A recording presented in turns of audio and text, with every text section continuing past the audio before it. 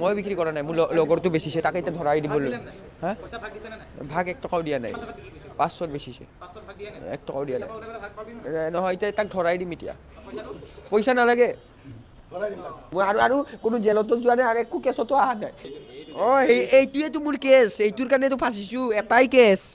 মই কিয় ওলাইছো জানে, মেইন কথা কেমেৰা, এইটো বাদ দিয়ক।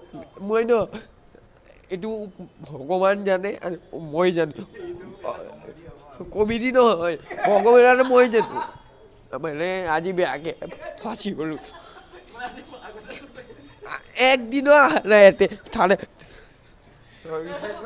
মোৰ মানে আজি কিয় যোনে আনিছ এন্তে ছাৰতে মাৰা নাই, মানে এন্তে জানে মই আজি কেনেকা ফাঁচিছো, এনে বাচি গ'লো হয় ৰাস্তাতে।